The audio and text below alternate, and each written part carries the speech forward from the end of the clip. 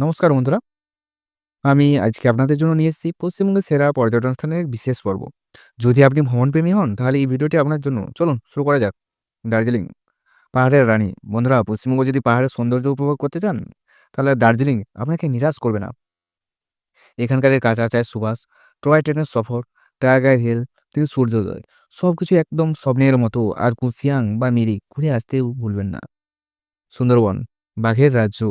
এবার চলে আসি একটু অ্যাডভেঞ্চারের দিকে। সুন্দরবন, যা পৃথিবীর বৃহত্তম ম্যানগ্রোভ বন, রয়্যাল বেঙ্গল টাইগারের জন্য বিখ্যাত। বোট সাফারি করতে করতে বনের মধ্যে ঘুরে বেড়ানোর মজাই আলাদা।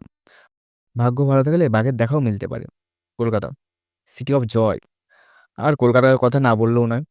Victoria Memorial, Howrah Bridge, Dakshineswar মন্দির, কলেজ স্ট্রিটের বইপাড়া, আর নিউ মার্কেটের শপিং, সব কিছু যেন এক নস্টালজিয়ার অংশ। আর হ্যাঁ, কলকাতার রাস্তার ফুচকা, কাংড়াঘাটের চা আর ট্রাম রাইড নিতে ভুলবেন না। শান্তিনিকেতন, রবীন্দ্রনাথের ভূমি। যদি একটু শান্ত পরিবেশে সময় কাটাতে চান তবে শান্তিনিকেতনে একদম পারফেক্ট। রবীন্দ্রনাথ ঠাকুরের সৃষ্টি এই স্থানে আজও তার ঐতিহ্য বহন করে চলেছে। বিশ্বভারতী বিশ্ববিদ্যালয়ে পৌষ মেলা, বসন্ত উৎসব সব মিলে এটি এক অনন্য সাংস্কৃতিক স্থান।